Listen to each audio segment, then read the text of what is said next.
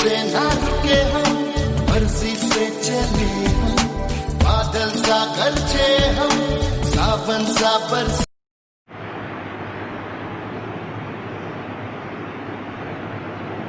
Hello student, myself Mohammed. आज आपके सामने सेकंड पार्ट जो है चैप्टर जो है जेंडर रिलीजन एंड कास्ट का लेके आया। क्या है इसके सेकंड पार्ट में? इसमें हम पढ़ेंगे कम्युनिज्म के बारे में, सेक्युलर स्टेट के बारे में। सबसे पहली बात जाने कम्युनिज्म है क्या, संप्रदायवाद है क्या। अगर कोई कंट्री किसी रिलीजन के बेस पर नेशन बनता है और जो दूसरे रिलीजन हैं उनको इम्पोर्टेंस नहीं दी जाती, तो वहाँ पर कम्युनिज्म संप्रदायवाद शुरू हो जाता है, वहाँ पर लड़ाई झगड़े शुरू हो जाते हैं। तो क्या है कम्युनिज्म, क्या है उसकी प्रॉब्लम, देखिए क्या है। सबसे पहली बात है कम्युनिज्म प्रॉब्लम्स की बात है। तो सबसे पहली बात है when one religion and its follower are distinct by another one. जब एक धर्म के लोग हैं या एक धर्म को मानने वाले लोग सबसे ज़्यादा मेजोरिटी में है, उसके फॉलोअर है, तो सेकंड रिलीजन है या थर्ड रिलीजन जो है, तो एक तरह से उसके साथ क्या हो जाता है, डिस्क्रिमिनेट हो जाता है, डिस्क्रिमिनेशन हो जाता है। यानी मेजोरिटी वाला जो रिलीजन है उसको सबसे ज़्यादा बेनिफिट हो जाता है। सेकंड बात क्या है, when religion is seen as the basic of the nation। अगर कोई रिलीजन सबसे ज़्यादा इम्पोर्टेंस रखता है तो ऐसे देशों में रखता है, जैसे कि बात करते हैं पाकिस्तान, वहाँ पर अगर नेशन बनाया गया है तो इस्लाम रिलीजन के नाम पर ही वहाँ पर जो है नेशन जो है पाकिस्तान को बनाया गया है। हालांकि वह हिंदू भी रहते हैं बट उनको इम्पोर्टेंस नहीं दी जाती, उनके रिलीजन को वहाँ पर रिकॉग्नाइज नहीं किया गया है। रह सकते हैं बट उनके साथ डिस्क्रिमिनेशन किया गया है। फिर भी जो है बात करते हैं इंग्लैंड की, तो इंग्लैंड में क्रिश्चियनिटी है। बात करते हैं श्रीलंका की, वह बुद्धिज़्म है।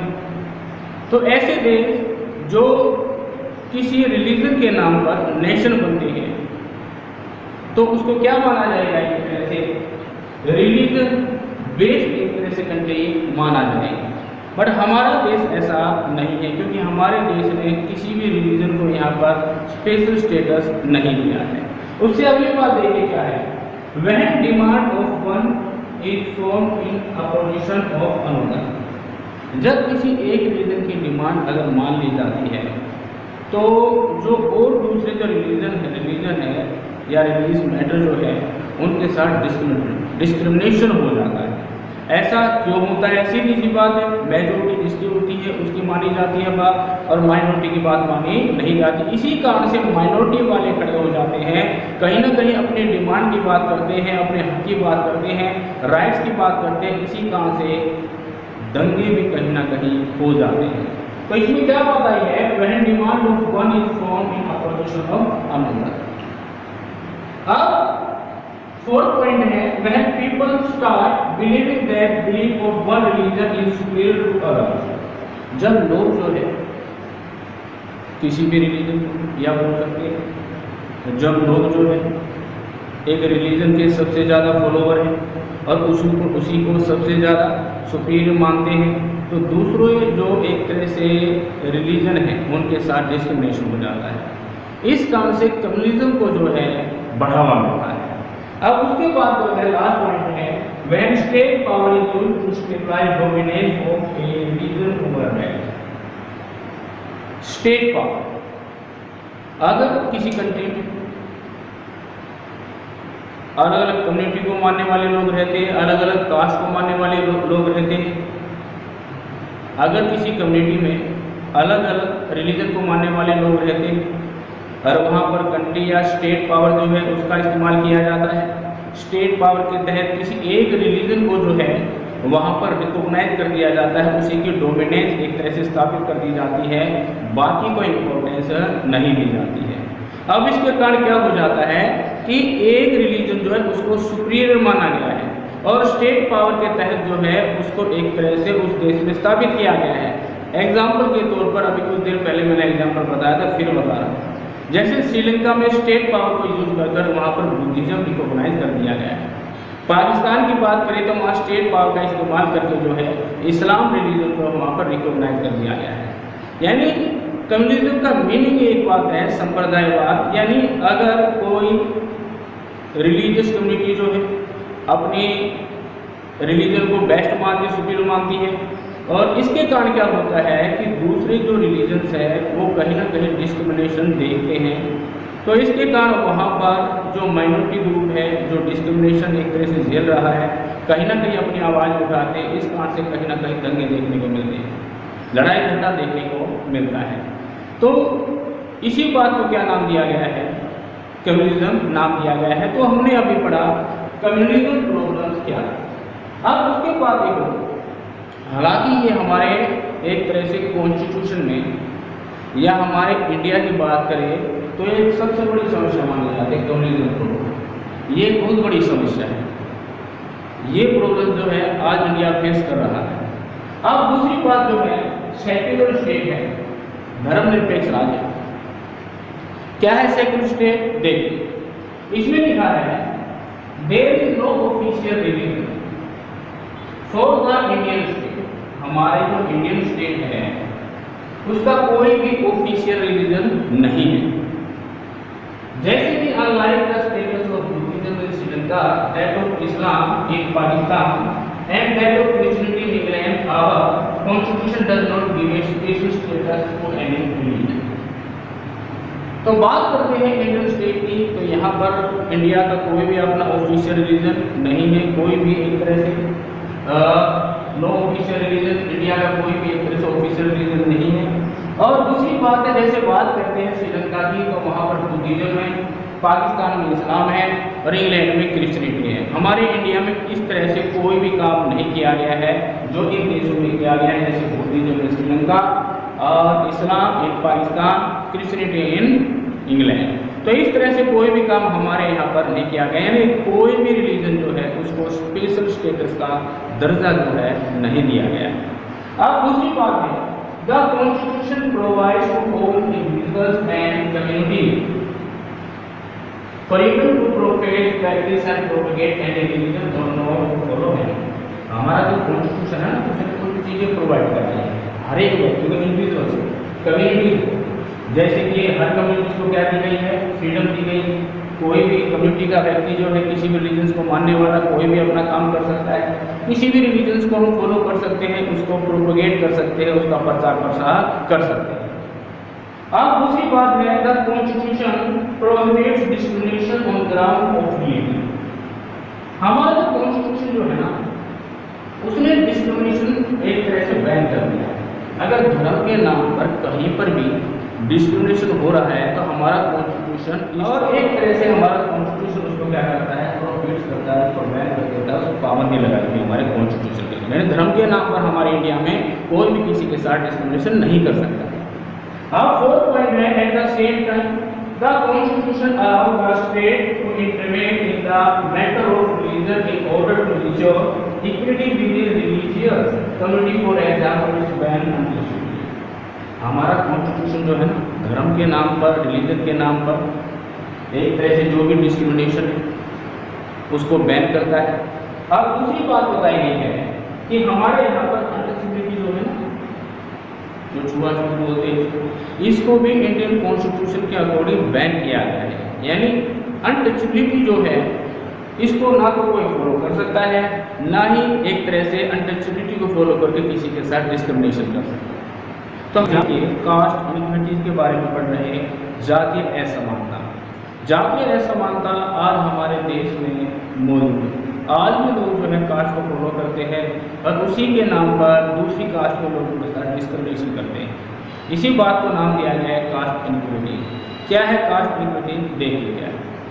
अब पहली बात है unlike gender and religion, caste division is special to India. तो हमारे देश के अंदर जेंडर डिवीजन भी है, रिलीजन डिवीजन भी है और कास्ट डिवीजन भी है। लोग कास्ट को भी फॉलो करते हैं। अब उसके बाद देखिए partially due to their effort and partially due to other socio-economic change, caste and caste system in modern India undergone great change with economic development, large-scale urbanization, growth of literacy and education, occupational mobility, and the weakening of the position of landlords in the village in the old notion of caste hierarchy are breaking down. हालांकि हमारे देश में आज भी cast को follow किया जाता है, कोई गलत बात नहीं है कास्ट को फॉलो करना, परंतु कास्ट के नाम पर किसी दूसरी कास्ट के साथ डिस्क्रिमिनेशन करना वो गलत बात है। इसी बात पर डिस्क्रिमिनेशन नाम दिया गया है, इसी बात को कास्ट डिवीजन नाम दिया गया है।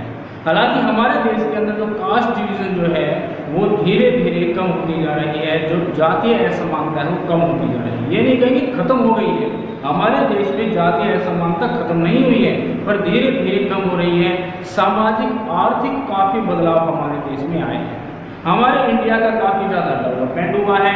डेवलपमेंट होने के साथ साथ और क्या चीज़ हुई है, इकोनॉमिक डेवलपमेंट तो हुआ ही है, लार्ज स्केल पर अर्बनाइजेशन हुआ है, बड़े बड़े शहरों का निर्माण हुआ है। उसके बाद जो है हमारे देश में लिटरेसी रेट भी काफ़ी ज़्यादा बढ़ी है, लोग अवेयर हो चुके हैं, ज़्यादा लिटरेसी रेट बढ़ रही है, एजुकेशन जो है लोग ज़्यादा रिसीव कर रहे हैं।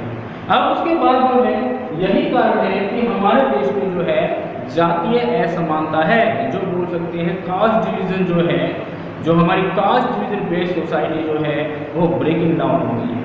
यानी पहले की बात करें आज से 50-60 साल पहले तो कास्ट हायरार्की या सोशल डिवीज़न कह सकते हैं बहुत ज़्यादा था, अगर उसकी तुलना में आज देखें तो कास्ट डिवीज़न है जरूर, परंतु ये बहुत ही कम फॉलो किया जाता है, क्योंकि लोग लिटरेसी यानी लोगों की लिटरेसी रेट बढ़ रहा है, लोग एजुकेट हो रहे हैं। ये लोग बुलाए जाते थे, जिस जाति में शादी है उसी जाति के लोग बुलाए जाते थे। आज एजुकेशन इतनी ज़्यादा एजुकेशन से लोग इतने ज़्यादा अवेयर हो गए हैं कि आज जातीय असमानता कम होती जा रही है, बट ये खत्म हमारे देश में नहीं हुई है। आगे देखिएगा अगला पॉइंट हम पढ़ रहे हैं वो है कास्ट इन पॉलिटिक्स की बात आई है। तो कास्ट लेवल पॉलिटिक्स में कास्ट का क्या रोल है, तो बड़ा ही अहम रोल है। क्या रोल है देखिए, वह party choose candidate in election they keep in mind the caste composition of the electorate and nominate candidates from different castes so as to multinational score to win election। तो आज भी कोई भी जो पार्टी जो है अगर वो अपने कैंडिडेट को चुनना चाहती है तो अपने दिमाग में एक बात जरूर रखती है कि हमें कौन सा कैंडिडेट जो है किस कैटेगरी से चुनना है, क्योंकि डिफरेंट कास्ट है, ठीक है। तो उनमें से देखा जाता है कि कौन सी कास्ट से कौन से मेंबर को चुनना है ताकि वो इलेक्शन को जीत सके। यानी कास्ट मेजोरिटी जिसकी ज़्यादा है ऐसे व्यक्ति को जो है इलेक्शन में चूज कर लिया जाता है, इलेक्शन में खड़ा कर लिया जाता है पार्टी की तरफ से। अब दूसरी बात आई है पॉलिटिकल पार्टी एंड कैंडिडेट की इलेक्शन में appeal to caste sentiment too much support some political party are not to be favour some caste and are seen as their representative. ये भी एक बड़ी कमाल की बात आ गई है कि पॉलिटिकल पार्टी और जो कैंडिडेट है इलेक्शन वोट लेने के लिए भावनाओं से खिलवाड़ करते हैं। इसमें लिखा है कास्ट सेंटिमेंट, यानी जातीय भावनाओं का बड़ा इस्तेमाल करते हैं। यानी जिस जाति का व्यक्ति इलेक्शन में खड़ा है वो अपनी जाति के लोगों में जाएगा और जातीय एक तरह से भावनाओं से खिलवाड़ करेगा और अपने जाति के लोगों में जाकर जाति के नाम पर क्या मांगेगा, वोट मांगने की कोशिश करेगा। तो इस तरह का काम होता है और ज़्यादातर पॉलिटिकल पार्टी क्या करती है तो फेवर सम कास्ट यानी कुछ कास्ट को क्या करती है फेवर करती है और उन्हें अपने प्रतिनिधि के रूप में देती है। यानी कास्ट के नाम पर ज़्यादा से ज़्यादा वोट मांगने का काम जो है आज भी हमारे देश में किया जाता है। अब उसकी अगली बात है universal adult franchise and the principle of one person one vote compare political leader to gear up to the task of mobilising and storing political support. आज जो है यूनिवर्सल अडल्ट फ्रेंचाइजी जो है कैसे दी गई, यानी अगर कोई मैन और वुमेन 18 साल का हो, कोई लड़का यानी कि 18 साल का हो जाता है तो उसको राइट टू वोट मिल जाता है। तो ये भी हमारे यहाँ पर एक तरह से नेसेसरी कर दिया गया है, एक प्रिंसिपल माना गया, एक सिद्धांत माना गया है, सभी के लिए लीगल है, सभी इसको फॉलो भी करते हैं। अब दूसरी बात जो है जो पॉलिटिकल लीडर जो होती है उनको पता है वन पर्सन वन वोट, तो लोगों को क्या करते हैं एक तरह से अपनी तरफ अट्रैक्ट करने की कोशिश करते हैं, मोबिलाइजिंग करने की कोशिश करते हैं। और एक तरह से अपना ज़्यादा से ज़्यादा को स्टोर करते हैं, पॉलिटिकल सपोर्ट, राजनीतिक सहयोग ज़्यादा से ज़्यादा अपना सपोर्ट करते हैं, स्कोरिंग करते हैं। No parliamentary constituency in the country has a clear majority of single caste, so every candidate and party need to win the confidence of more than one party and community to win election. हमारी कोई भी संसदीय ऐसा चुनाव क्षेत्र नहीं है, parliamentary constituency ऐसी कोई भी नहीं है जहाँ पर किसी ने सिंगल कास्ट से जो है इलेक्शन जीता हो। यानी हमारे यहाँ इलेक्शन में अगर कोई हमारे यहाँ इलेक्शन में कोई स्टैंड करता है, खड़ा होता है, तो हमारे यहाँ सिंगल मेजॉरिटी से इलेक्शन नहीं जीता जाता है, सिर्फ एक कास्ट के बल पर इलेक्शन नहीं जीता जाता, और भी दूसरी तीसरी जितनी भी कास्ट है उनकी मेजॉरिटी जुटानी पड़ती है, तभी हमारे यहाँ इलेक्शन जीता जाता है।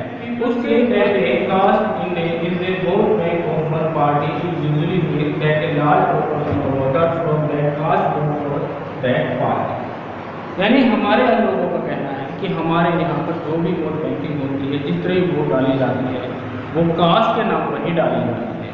दोबारा देखिए पॉइंट क्या बेटा ma'am, people say that a caste is a vote bank, caste is a vote bank, यानी जाति को क्या माना गया है, एक वोट बैंक माना गया है, और लोग जो है ज़्यादातर जो इलेक्शन में खड़े होते हैं वो जाति के नाम पर ही वोट मांगते हैं। तो हमारे इंडिया के अंदर बहुत ही कम लोग ऐसे हैं जो जाति को न देख कर ही जो है कैंडिडेट को वोट देते हैं, यानी मोस्टली लोग ऐसे हैं जो कास्ट को देखकर ही जो है वोट दे रहे हैं। इसी कारण से कई बार ये देखने को आता है कि ऐसा कैंडिडेट जो डिजर्व नहीं करता है इलेक्शन में जीतना और वो जीत जाता है। फिर भी हमारे यहाँ बहुत सारे लोग पढ़े लिखे हैं और वो क्या करते हैं, ऐसे कैंडिडेट को वोट देते हैं जो डिजर्व करता है और उसे किसी भी जाति से कोई मतलब नहीं है, यानी डिजर्व कैंडिडेट को वोट देता है। उससे many political party may put up candidate from the same caste is claimed to dominate the electorate of a particular constituency. Some voters have more than one candidate from their caste, but many voters have no candidate from their caste. तो हमारे यहाँ बहुत सारी political party के candidate जो है election में वो खड़ा करती है, और कैंडिडेट जब इलेक्शन में जब स्टैंड करते हैं तो यानी एक ही जाति के ज़्यादातर कैंडिडेट वहाँ पर डोमिनेट करने की कोशिश करते हैं। हालांकि जीतेगा एक ही, पर आपने देखा होगा कई बार इलेक्शन में कि इलेक्शन में एक ही जाति के ज़्यादातर क्या होंगे कैंडिडेट इलेक्शन में स्टैंड करते हैं, खड़े होते हैं। अब दूसरी बात हो गया है कि सम वोटर है मोर देन वन कैंडिडेट, यानी कुछ वोटर्स के लिए तो एक से ज़्यादा कैंडिडेट हो जाते हैं उसी कास्ट के लिए। अब क्या बताया गया है, बहुत सारे वोटर्स ऐसे होते हैं कि उनकी जाति का कोई भी कैंडिडेट स्टैंड इलेक्शन में नहीं करता है, खड़ा नहीं होता है।